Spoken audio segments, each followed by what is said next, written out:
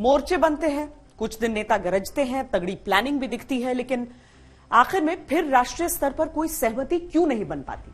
मन नहीं मिल पाता या दिल, या फिर आड़े आ जाती है अपनी अपनी राजनीतिक महत्वाकांक्षा? 2024 के लिए फिर इस बार कैसे बनेगी विपक्ष की बात? मैं बैठा हुआ हूँ, आप भी बैठिए आराम से। बैठिए प्लीज, इसका नाम लिया तो सभा कर आप बैठ जाइए। अब चलिए रे, झूठ मूठ किया। दल मिलते हैं लेकिन क्या दिल भी मिलते हैं? ये उसी की एक तस्वीर है। के चक्कर में मत करेंगे।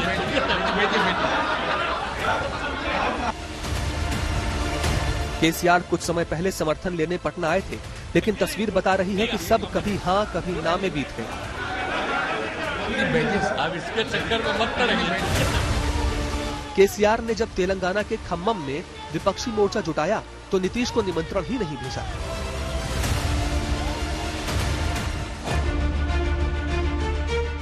नीतीश एनडीए से अलग हुए इस ख्वाहिश में कि विपक्षी एकता का तूफान ला देंगे, विपक्षी आक्रोश की आंधी ला देंगे। दिल्ली के चक्कर भी लगाया है, कोई मिला कोई नहीं मिला। केसीआर ने भी मंच पर नहीं बुलाया। नीतीश तो छोड़िए, आरजेडी को भी ग्रीन सिग्नल ही दिया।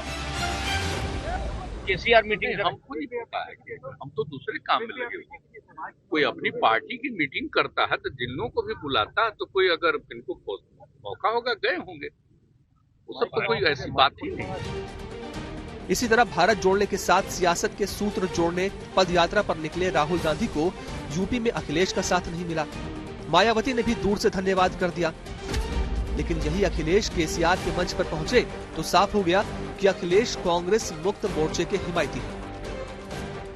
मैं इस ऐतिहासिक धरती पर, खम्मम की ऐतिहासिक धरती पर, मैं आदरणीय केसीआर साहब का बहुत बहुत धन्यवाद और आभार प्रकट करता हूं कि यहां पर इतनी बड़ी संख्या में आपने बुला करके पूरे देश को एक संदेश देने का काम किया है। अब विपक्ष की एक और उलझन को ऐसे समझिए कि बिहार में कांग्रेस जेडीयू और आरजेडी के साथ है, लेकिन भारत जोड़ो यात्रा में कोई साथ नहीं आया। नीतीश ने तो इसे कांग्रेस का व्यक्तिगत कार्यक्रम बताकर किनारा कर लिया। ये हर पार्टी को कोई कार्यक्रम करने का अधिकार, उससे हमको क्या मतलब? सब पार्टी अपना अपना कार्यक्रम करते रहती है, कोई खास बात नहीं। लेकिन यही नीतीश कुमार जब दिल्ली गए और कांग्रेस नेताओं से मुलाकात करके नए गठबंधन के समीकरण तय करने की कवायद शुरू की तो खाली हाथ लौटना पड़ा। विपक्ष की तस्वीर को अब ऐसे और स्पष्ट करते हैं। नीतीश आरजेडी कांग्रेस युक्त मोर्चा चाहते हैं, लेकिन बिहार में कांग्रेस की यात्रा को तवज्जो नहीं। केसीआर कांग्रेस मुक्त मोर्चा चाहते हैं, लेकिन जातिगत राजनीति के बड़े केंद्र और हिंदी भाषी बिहार के नेताओं को तवज्जो नहीं। कांग्रेस अपने नेतृत्व में एक राय बनाना चाहती है और उसे अन्य दलों की भूमिका सहयोगी पार्टी की तरह चाहिए। आम आदमी पार्टी खुद केजरीवाल को पीएम मटेरियल बताती है, लेकिन उसे भी कांग्रेस मुक्त मोर्चे में दिलचस्पी है। शिवसेना, एनसीपी, नेशनल कॉन्फ्रेंस का रुझान कांग्रेस की तरफ है, लेकिन उनकी अपीलें राज्य स्तर की राजनीति में कारगर नहीं। बात इतनी सी है कि केंद्र में मोदी से टकराने की तैयारी सब करना चाहते हैं, लेकिन बिहार में जिस जगह पर जेडीयू आरजेडी लीड रोल में है वो कांग्रेस से छीनी गई जमीन है। केजरीवाल जिस दिल्ली और पंजाब में सत्ता में है वो भी कांग्रेस से छीनी गई जमीन है। यूपी में समाजवादी पार्टी या बीएसपी के पास जो राजनीतिक ताकत है वो कभी किसी हद तक कांग्रेस के साथ थी। केसीआर खुद को राष्ट्रीय भूमिका में देखना चाहते हैं तो कांग्रेस का नेतृत्व उन्हें स्वीकार नहीं। तस्वीरों और बयानों से ज्यादा पार्टी नेताओं की भाव भंगिमाएं इशारा कर रही हैं कि दल मिलते हैं, मिलते रहेंगे, लेकिन दिल भी मिलेंगे, ये भविष्य की बात है। विपक्ष की तरफ से टीमें तो तैयार हैं, लेकिन उनमें अभी आपस में सेमीफाइनल और फाइनल होना बाकी है।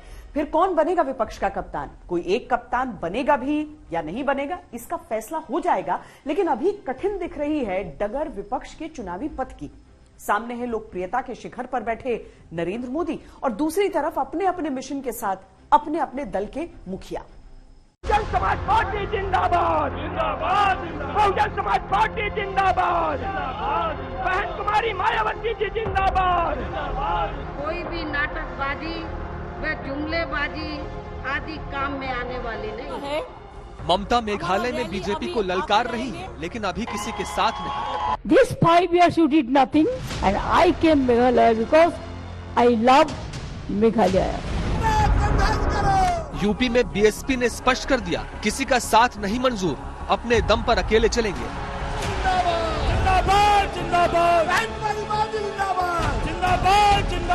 मध्य प्रदेश में यहाँ विधानसभा का आम चुनाव अकेले अपने बलबूते पर ही लड़ा है।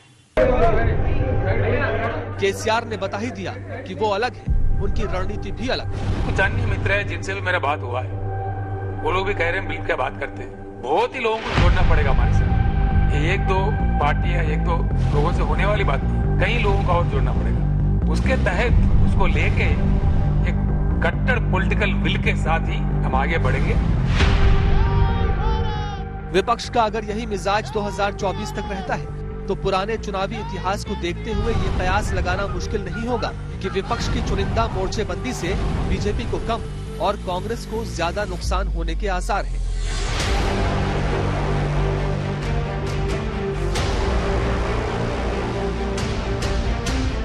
और अगर नुकसान कांग्रेस को अधिक हुआ तो फायदा किसे होगा?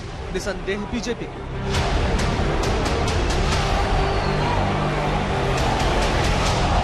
आपका ये उत्साह बता रहा है कि यूपी में अगले 5 चरणों में भी बीजेपी का ही परचम लहराएगा। मई 2018 की ये तस्वीर देखिए, जब कर्नाटक में सबसे बड़ी पार्टी होने के बावजूद बीजेपी सत्ता से बाहर हो गई थी। कांग्रेस और जेडीएस ने हाथ मिलाया था और कुमारस्वामी की सरकार बनी थी।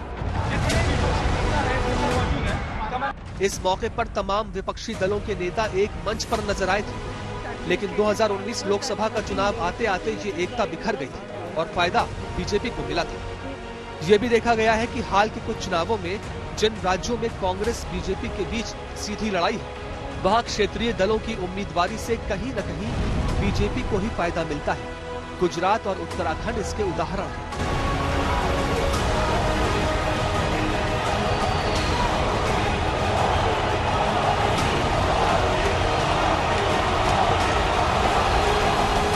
भाजपा का बढ़ता जन समर्थन ये दिखाता है कि परिवारवाद और भ्रष्टाचार के खिलाफ जन आक्रोश लगातार बढ़ रहा है।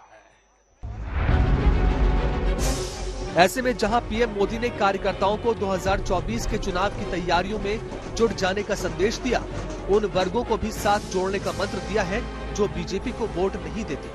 वहीं विपक्ष के नेता सबको साथ लेने के बजाय चुनिंदा मोर्चेबंदी में जुटे।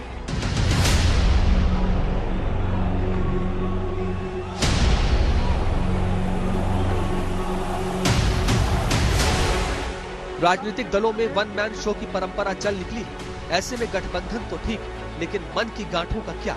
समूचा विपक्ष अपने अपने हितों को छोड़कर साथ आए तो शायद कोई बात बने।